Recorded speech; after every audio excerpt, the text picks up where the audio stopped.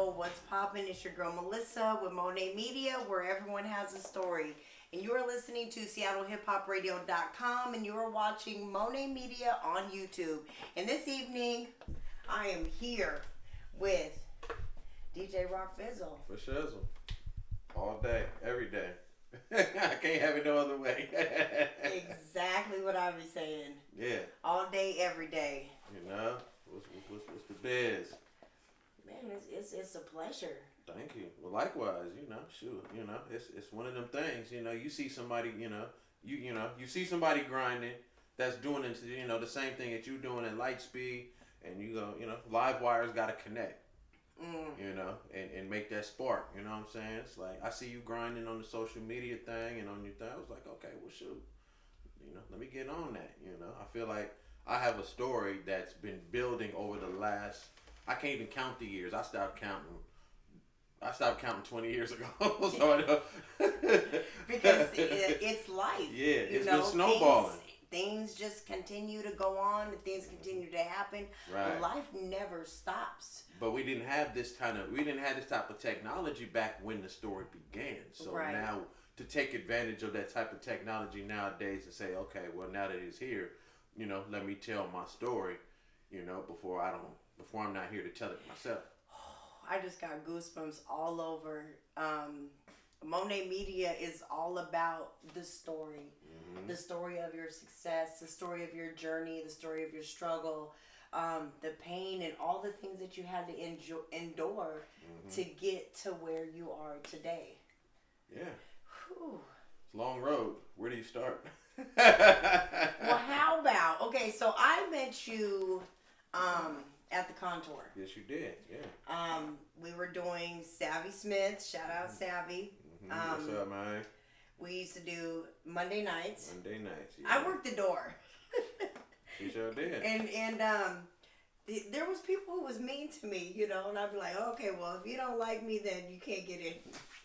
Nah, it wasn't that bad, but everybody was hella cool. Everybody was super dope when it came to... It was a fun night. When at its peak, it was one of the funnest one of the funnest things I could say that I had done in a really long time, because, it's kind of something that was handed to me, and then I had a chance to kind of rebuild it from the ground up. I mean, it was there. Somebody else had it.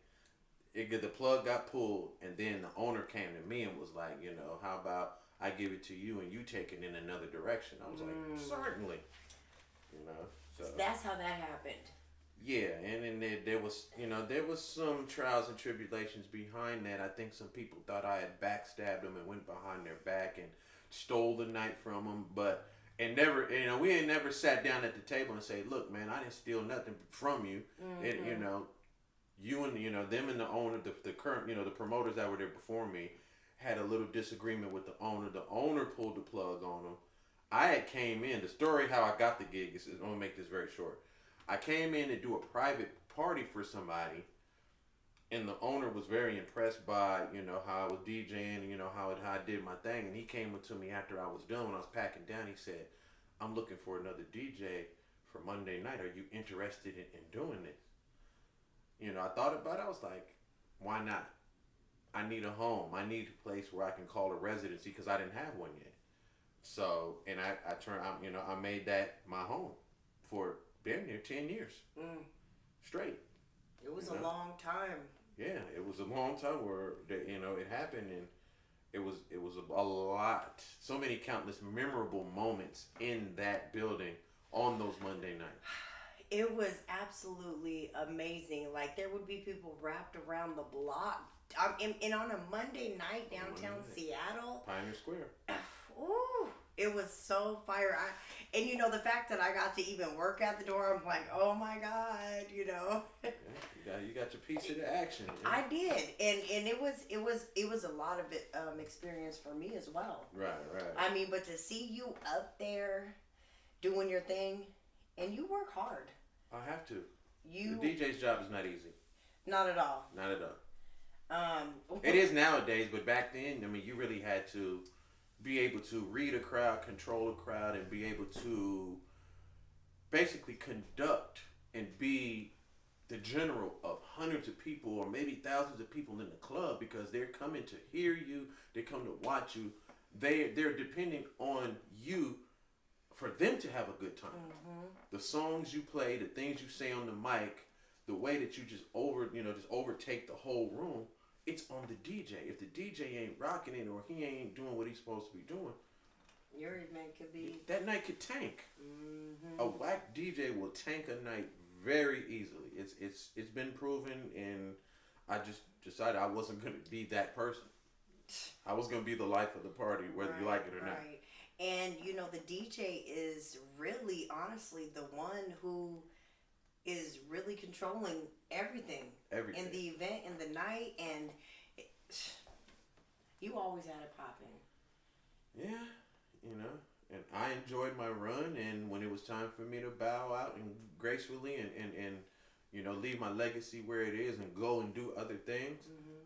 I was happy to do it, and I had my reason for doing it, and we'll get into that, later on in the interview. Okay. Because I don't think I had a chance to tell people why I just stopped doing clubs and stopped doing what I was doing at a certain time. It just became like, nope, I don't want to do it. I don't want to do this anymore. I want to do this over here.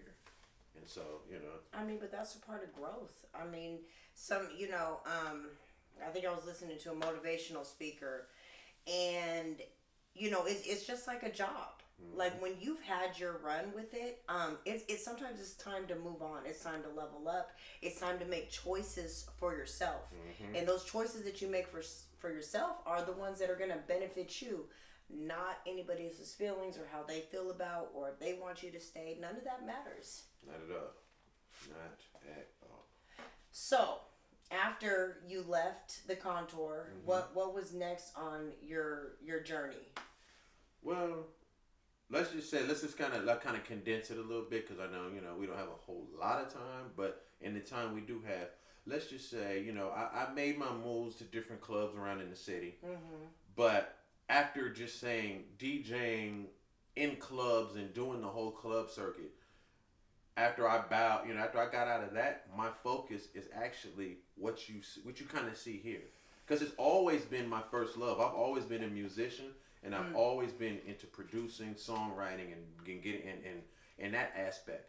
I put that to the side for a second to DJ because the DJing was a way to introduce me personally, my face, my name to the public at a mass rate. Mm-hmm. You know what I'm saying? Like, and you did that.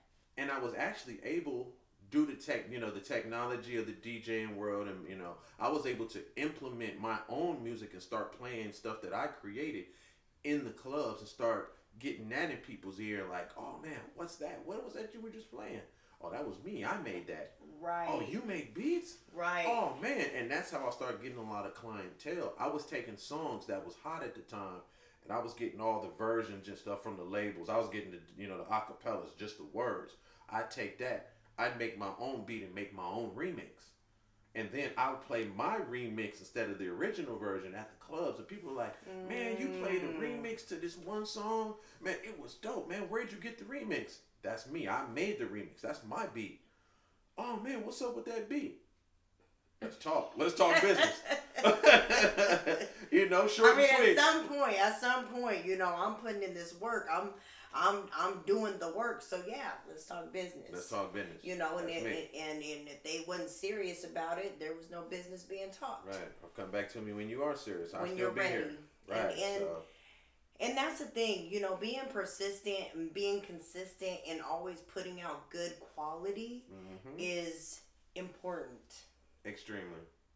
Or staying consistent with quality, because mm-hmm. you can have a certain quality of music, or you could be a certain quality of artist or DJ, whatever you're doing at that time when it fits. But then when that sound or whatever that is fizzles out and you don't change with it or you don't move with it, then you become fizzled out with it and then you're stuck.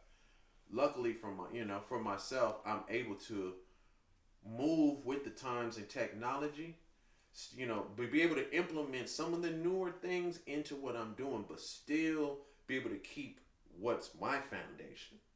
still my sound, my look, with a little mix of what technology and what fashion and whatever brings every 5, 10, 15, 20 years, however it goes.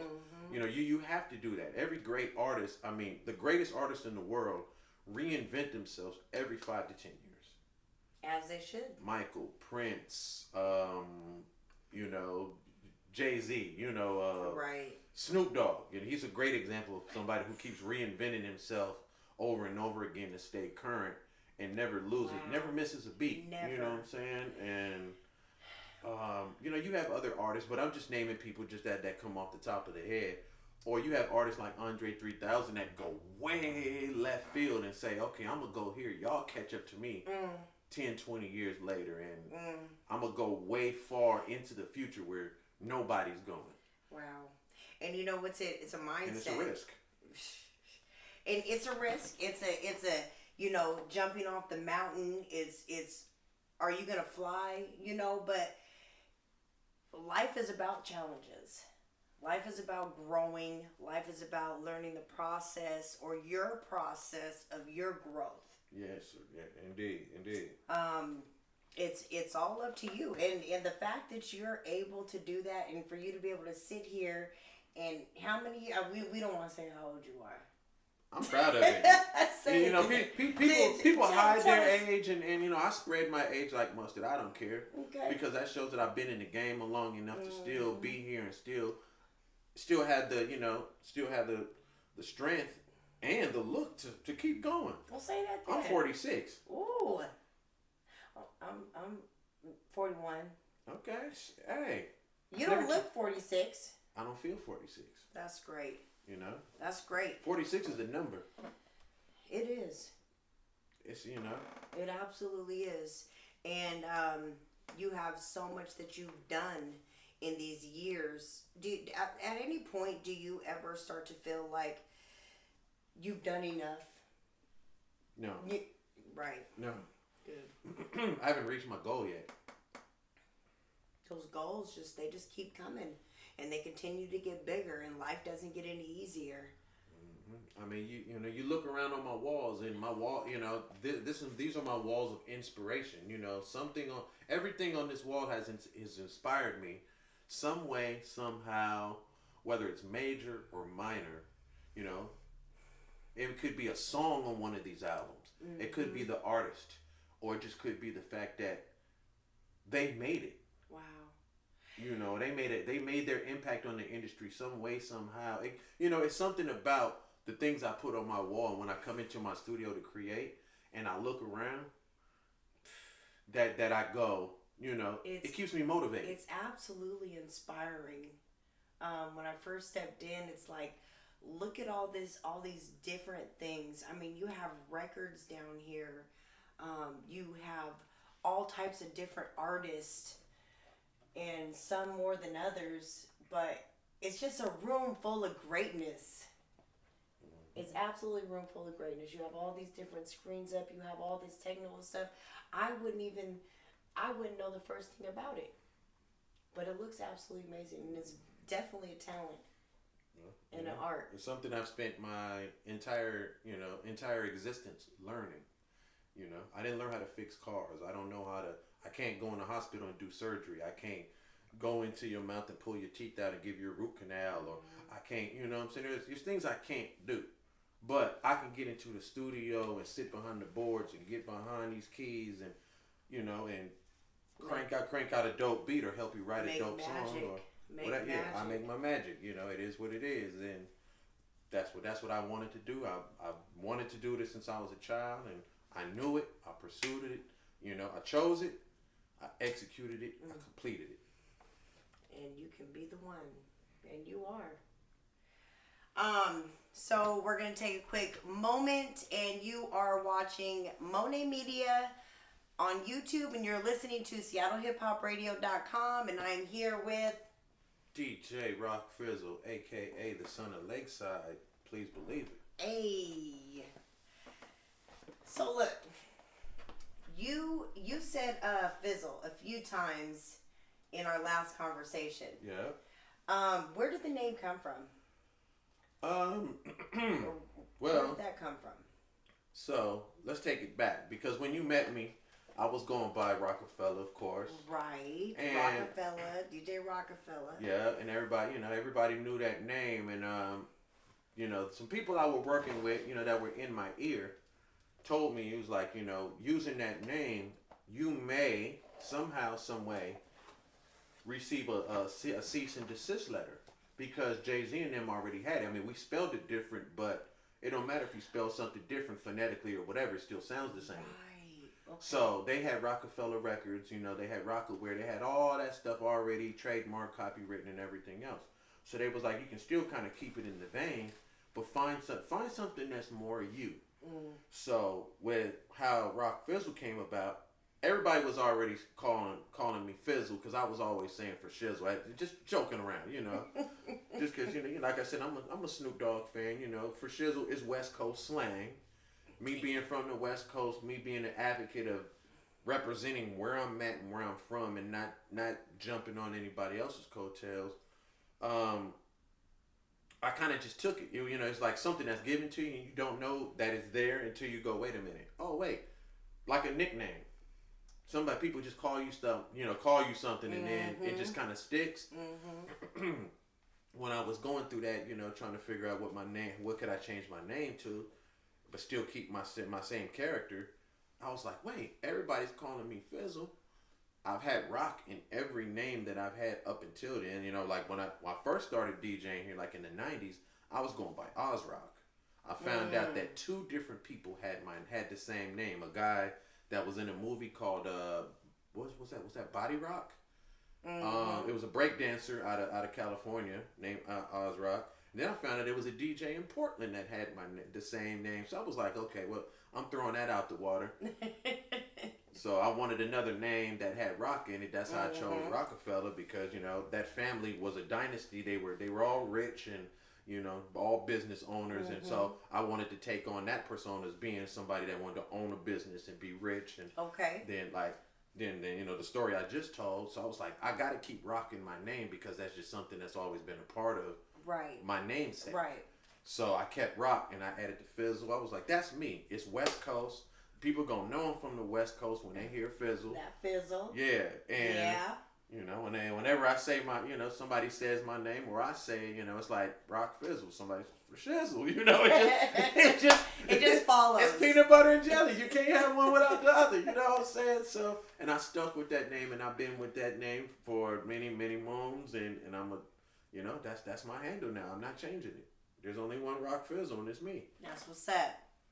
That is what's up. So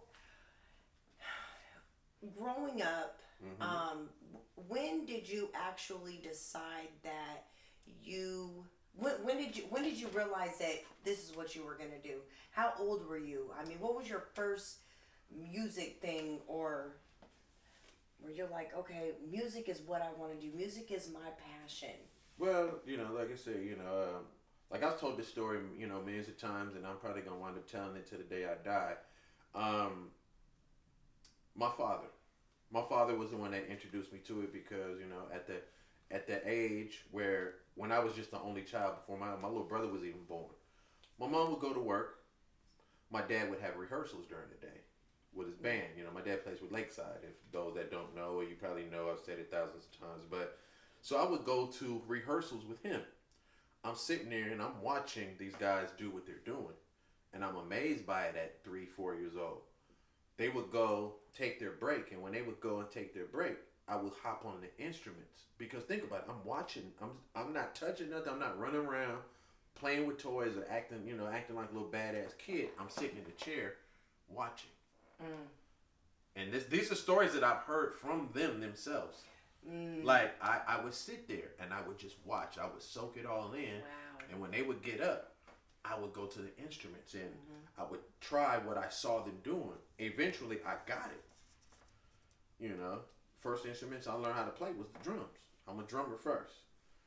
And once I got that, I wanted to see what the keyboards would do. I started messing with the keyboard, figured that out, and just start going from instrument to instrument to see what I can do with each instrument. And you were how old? I started playing drums when my mom said I was about maybe 4 or 5. Wow. When I started playing drums, Wow.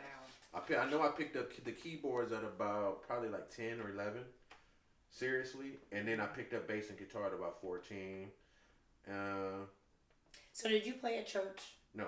Okay. My parents, we weren't into the organized religion thing. We were more kind of, we did what we did, but we didn't, but we weren't churchy. No, not at all. Right. So drums, and with that, I know, you are in a few bands. I am. So we're gonna take a quick few minutes. You are watching Monae Media on YouTube, and you are listening to SeattleHipHopRadio.com. And I am here live with Rock Phizzle, the one and only. Because there's only one. There's only one. Yes. So you're in a couple of groups, a couple of bands. Let me not say groups. Excuse me. Bands, yes. Bands. Can you tell us a little bit about your bands and exactly what it is you guys do? And well, like I said, I'll go down the line. The first band I can honestly say that I joined that that was made some noise, and that I could say I was a professional musician. I joined a cover band called Encore in 2006. So, when you go to the casinos and you see those bands there, or you go to a wedding and the band that plays at the wedding, or you go to your corporate, Christmas parties or corporate parties and you got that band. I joined one of those, a cover band, in 2006. A guy, a good friend of mine, rest in peace, my guy, Mr. Lawrence Hightower, he was like a mentor to me. I met him through a friend of mine, and he heard me playing, and he introduced me to these guys, and brought me into the band, and we're still together. We still play, we still do events, we still do all that stuff, and we've been together as a band for 15 years, going on 16 years. So that's the first band I joined. Then the second band that I joined, and oh, by the way, let me not leave that up. I'm the drummer of that band. So I'm the drummer of Encore. A friend of mine that I've been really good friends with, my boy Woogie, and my boy Mark, they moved out here from Buffalo, and they had a band called Funk, but then that band kind of disbanded, and they started another band called Funky to Death with Jimmy James. I don't know if you know Jimmy James, guitar player. So they had the band F2D.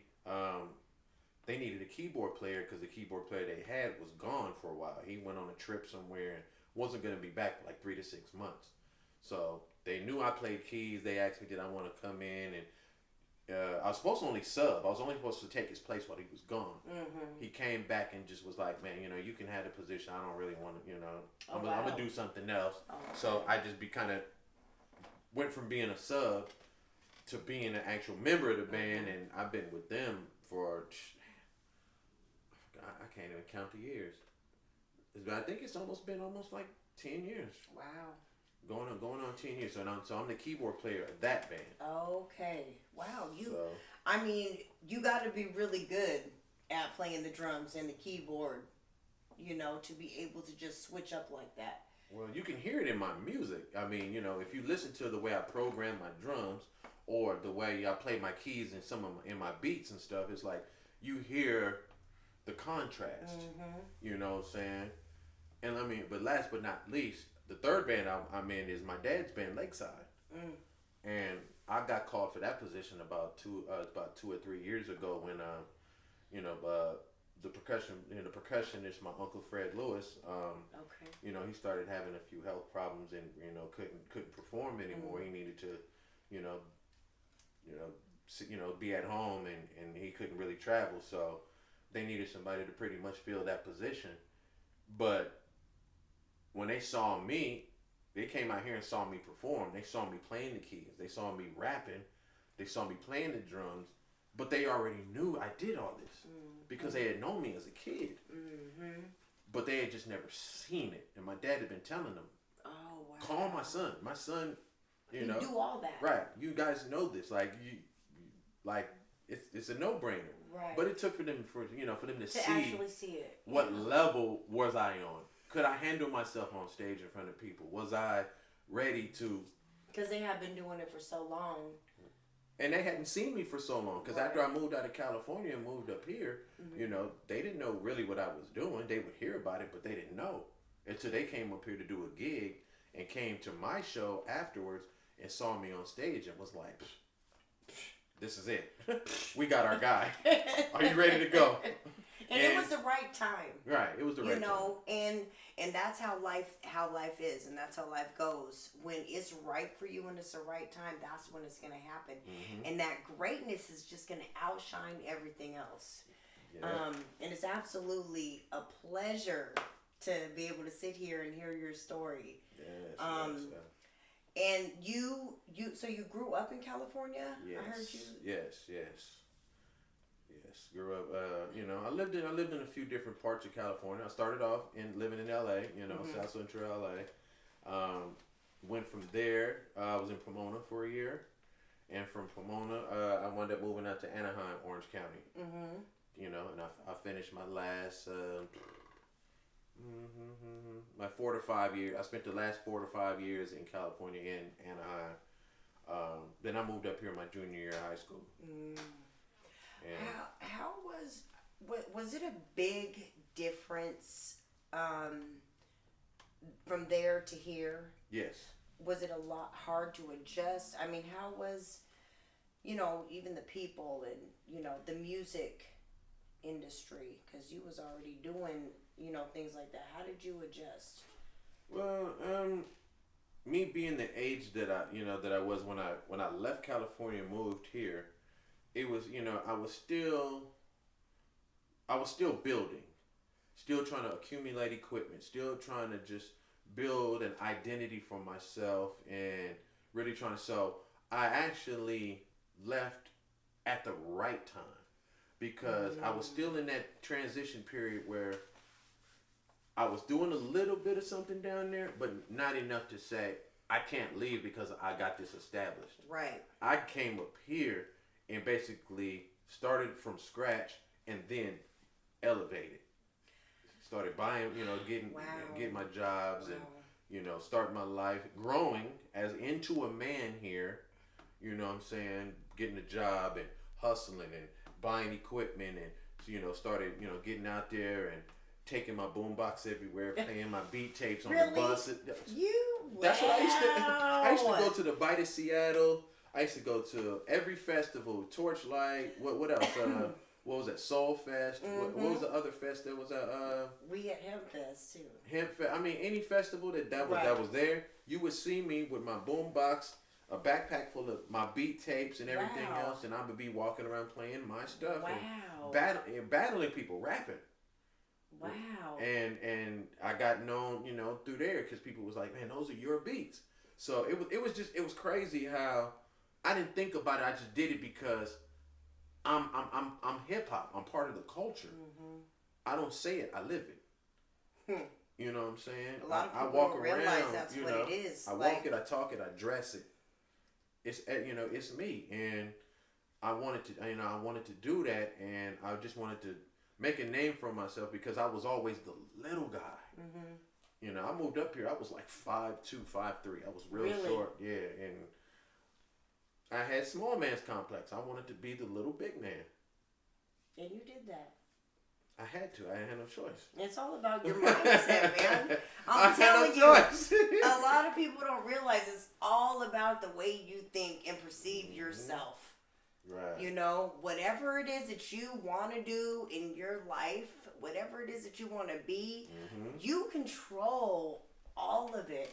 And you manifest. You manifest it. I had to.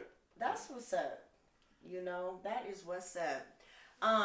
We are going to get back to you guys in a few minutes. You are listening to SeattleHipHopRadio.com and you're watching Monae Media on YouTube. And I am sitting here with the one and only DJ, producer, musician, songwriter, MC, Rock Phizzle. He plays the drums too. And the keyboard. And the bass. And the bass. And the guitar. Keep going. And the talk box. Go ahead, keep going. I mean, Run it out. Other stuff, but the basic four food groups, All the important things. All the important things. That keeps your day moving. Right. So I do want to ask you. You do have children. Yes. How is it? I don't know. What all you want to say, but how is it? How is it being able to, raise your child, with COVID going on, or the things that the rules we have to go through. It's so much different than when you were growing up. Mm-hmm. Well, it's weird because, for like with my oldest, luckily she was born in the era where none of this was in existence. Mm. So you could go outside, you could play with your neighbors and all that other stuff. So she got to experience that. But my youngest and my middle child are kind of they're in this era where they're missing out on a lot of things that they should be that they should be having, and they should be just loving and living life and playing with other kids and running around and be able to just interact and go to school and meet kids and have friends and be able to be social and enjoy being a kid. And it's like you're locked down in this in a limited space, but they don't know. They don't know better because they're still young. Mm-hmm. So having that gap between having damn near an adult, my oldest daughter's like 19, about to be 20. Then I have a 4-year-old and a 1-year-old. But in a way, I think with the two young, it's gonna bring them closer. With this time and this thing, all this going on, and them having to depend on each other and play with each other, because of what's going on. I think make them stronger. Right, it's gonna give them the bond that they need to where when they grow up, they're gonna be inseparable. But it's also, it's helping me bond with them every day because I see them every day. I talk to them. I play with them every day. And so that's going to build a better relationship between me and them also. So it's, it's beneficial in different ways. It is. But they're missing out on something that our generation had, and now we look at like, dang.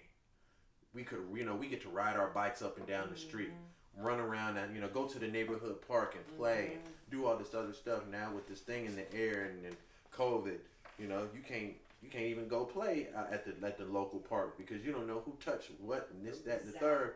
So now you have to be a germaphobe. They be looking at you crazy. I be like, give me your hands.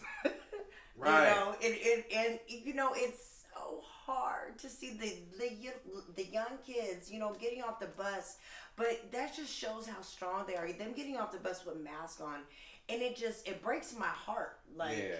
And there's just so much out here, so much to see, and it feels like they're just restricted from being able to live life. But then again, it's up to us to embed in them and teach them and show them and help them to understand.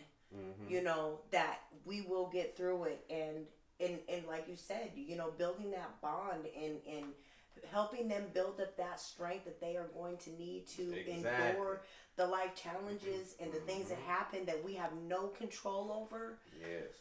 Well, my 4-year-old daughter, she's smart. She's smarter than the average bear, and she knows, and she knows what's going on in the world, and she's.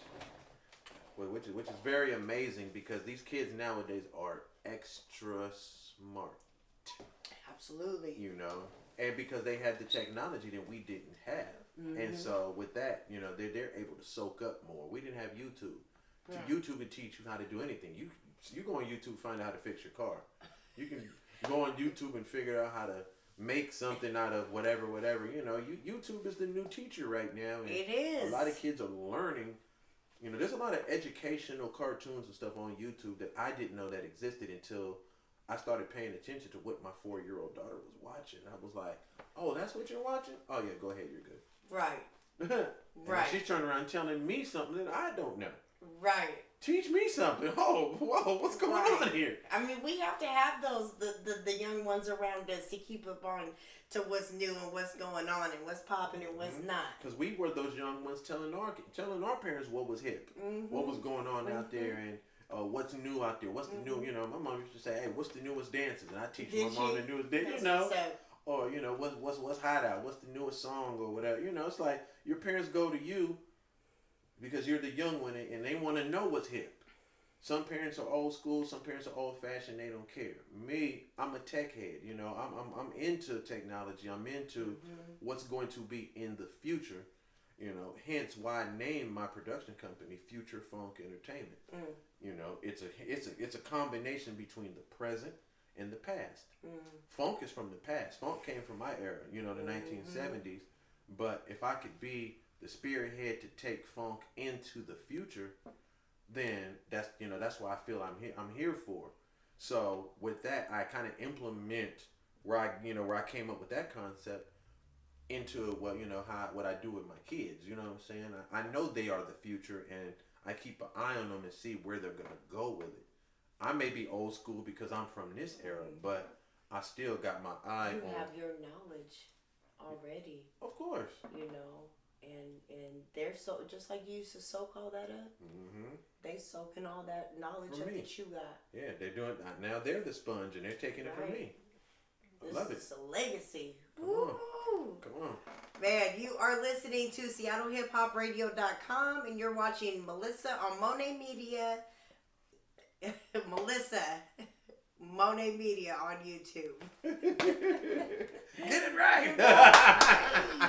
Hey. Yeah, hey, everything's a learning process. Don't get it twisted. You know, take it in, take it all in. All of it. So we are going to be in our last 15 minutes. All right. And what you want to know? I want to know what it is that you want to give and to leave with. You know, DJs all over the world, different ages. What is it that you can give them that will help and motivate and benefit them in their whatever it is that they're doing right now in life, period? Well, hopefully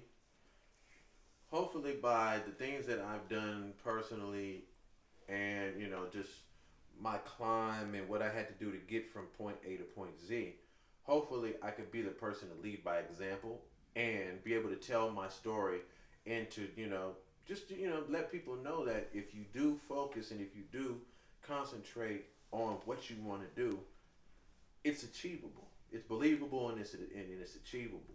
You know, I mean, I can't go around to everybody and personally teach them or instill in them what I know, but, you know, doing interviews like this and going and giving speeches and being able to be some sort of motivational speaker, or even with the music that I create, you know what I'm saying? I mean, not all of it has a positive message to it, but that's not on me. That's on the writer that chooses to write.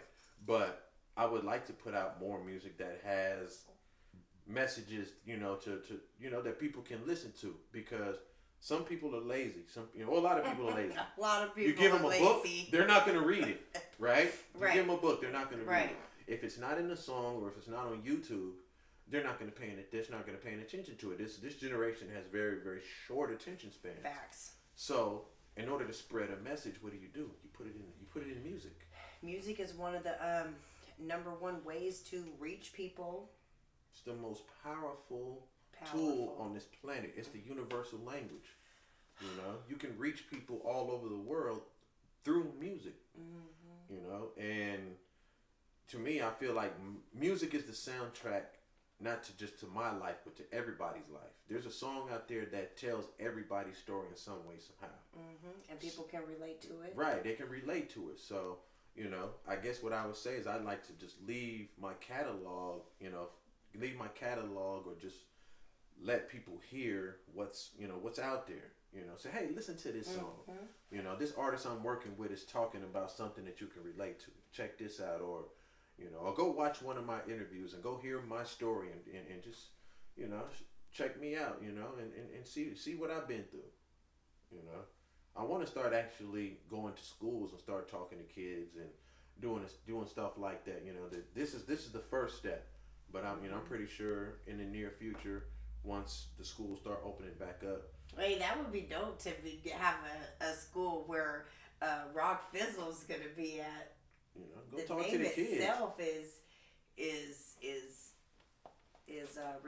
memorable. Go talk to the kids. You know, and like I said, I got projects coming up that are that I'm really excited about coming out because it's these projects are projects that I've put my time and a lot of my time and my energy into because I want them to say something. I want them to do I want them to do something that maybe hasn't been done. Have meaning to it. Yeah.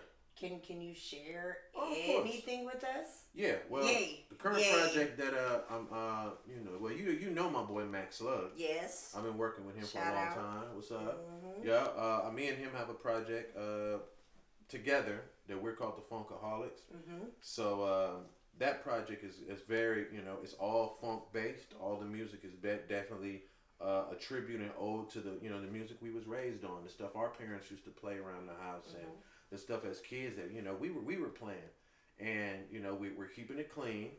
So we want it to be something that people can listen to and have fun with. We want to bring fun back to hip hop because right now hip hop is so just laced with drug talk and everybody wants to drink, party, and do all this other crazy stuff. But now we're bringing it back to the essence. Let's enjoy music. Let's have fun. Let's dance. I'm working with some artists that have been in the game for a long time. Black Sea from the group RBL. They had the song "Don't Give Me No Bammer Weed" back in the '90s, and and so on and so forth. So, I've been doing some stuff with him. I got a track on his new album coming. Okay. A group called the Twins that was signed with Warren G. I just did 4 songs with them. I got a bunch of I'm doing some stuff with a lot of young artists right now. Okay. You know what I'm saying? Too many to name. Right now I think the sound is coming back around, and I think the sound, I guess what you want to call it, the trap sound, is starting to fizzle out, and now they're looking for something else. And now my sound is actually starting to merge back into the game. So now people are hitting me up. They're like, "Man, I heard something you did for such and such. I like that. How can I get that?" So.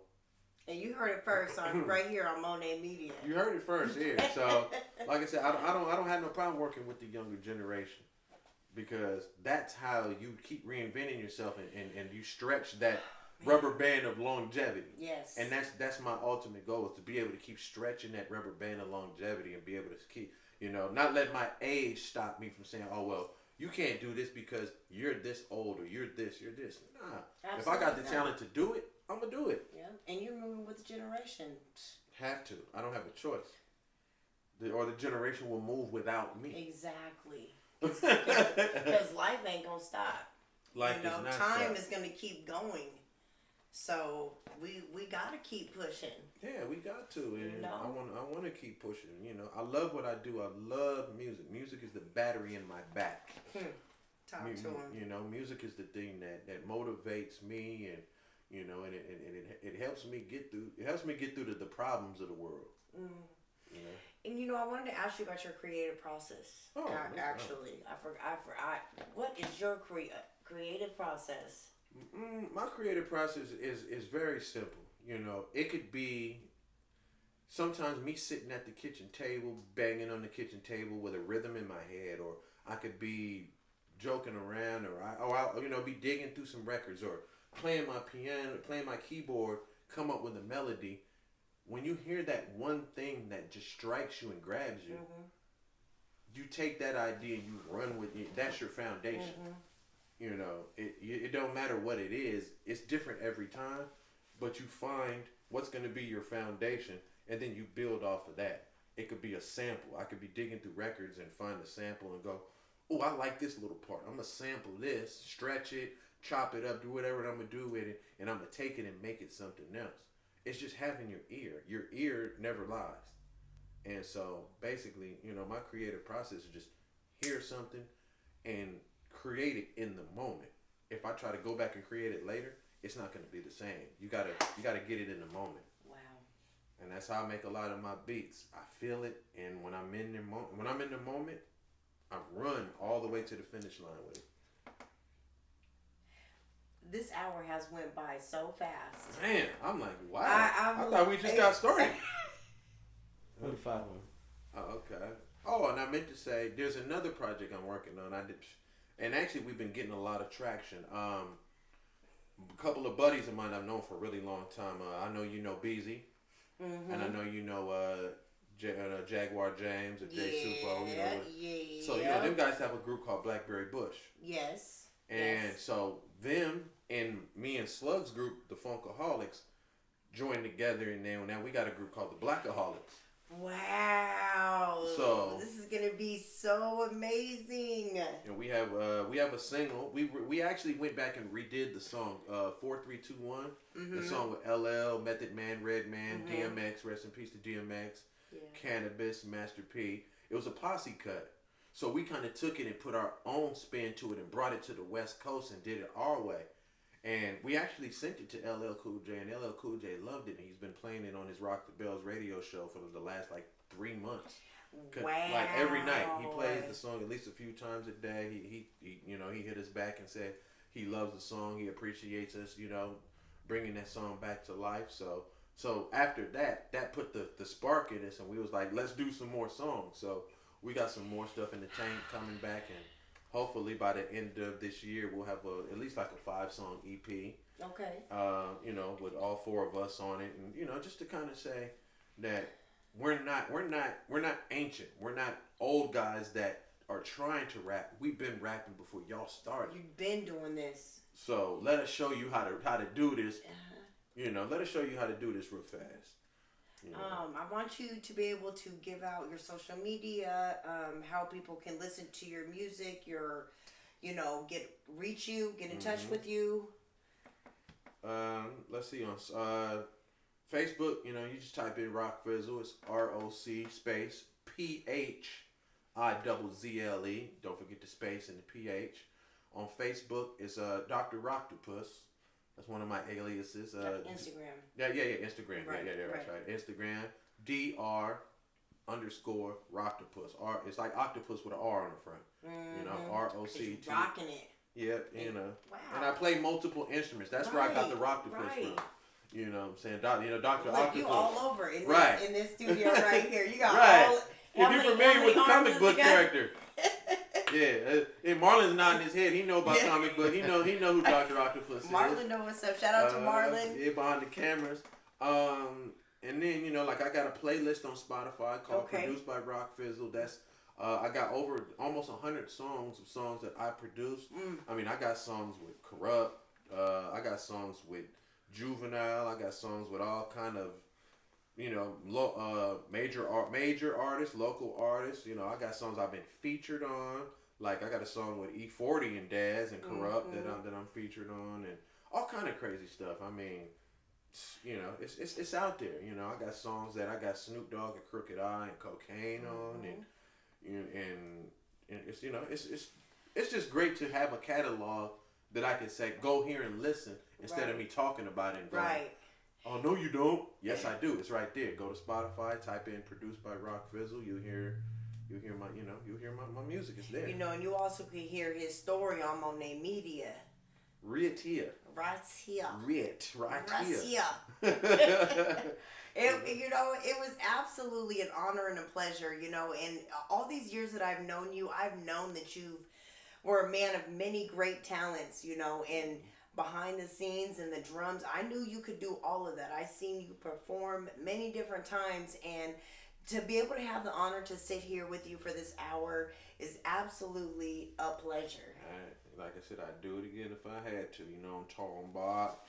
Yeah. Hey. I'm excited about what is coming next.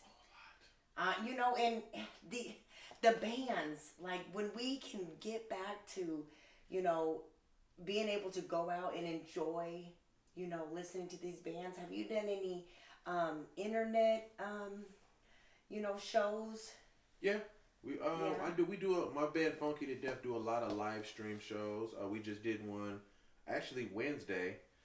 We do one every last Wednesday of the month at this place called Growler Guys at Lake City, and that's on Facebook. You know, if you go to the Growler Guys' Facebook page, they do a live stream. They do live bands every Wednesday. So we do the last Wednesday of the month, and that's with Funky to Death. Okay. You know, I did a live stream concert with Lakeside about a year ago. It was us, Climax, and Confunction. That was shot live in Las Vegas.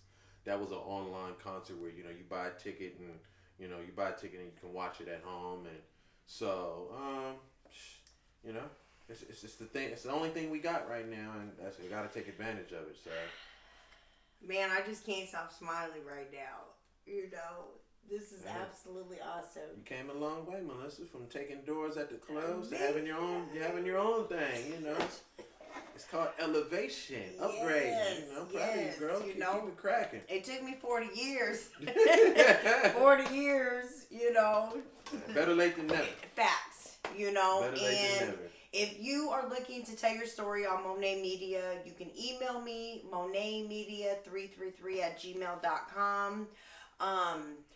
Facebook is Melissa Monae. Instagram is Monae194. And is there anything you want to give? Any shout outs? People who have supported you? Please do so. Yeah, I want to give a shout out to for one, all the artists that have basically picked up their phone and called me and wanted me to be the backbone of the soundtrack to their story. You know, so there's a lot of artists that, we'd be here another hour if I was to sit there. But y'all know who you are, and I definitely appreciate y'all coming through and creating with me and let me be your creator. And then, the people that listen to the music, the people that are waiting for this music to come out, or and the consumers, the people that love what I do and they pay attention, and when I go on Facebook Live, they're watching, and just the whole state of Washington, the state of California. I give a shout out to my dad in the original Lakeside, and my family, my wife, my kids, and what I'm saying, everybody, man, friends, my crew. My fellow DJs, shout out to Encore, shout out to Bamboo Beats, you know what I'm saying? Everybody that's just been helping make what I do a reality, everybody, rest in peace to all my homies and stuff that I done lost with, through all the years, and, and all the legends that have passed away within the last, we lost a lot of artists this past month. Yeah, we did. And, that just makes me appreciate getting up every day and still being able to create the way I do. But, I just thank everybody all across the board that's just been riding with this wave, because it ain't been easy riding this wave with me. It gets rocky, but I love it, man. Does. And, thank you for just having your platform and saying, you want me to come and tell my story and come and speak. I appreciate that. That's dope.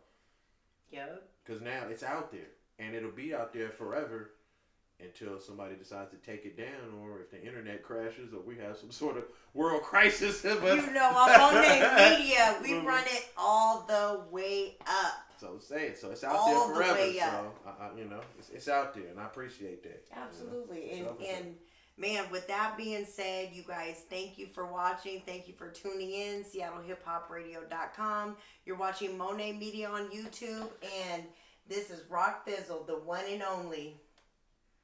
Anybody copying my name, it's blasphemy. We out.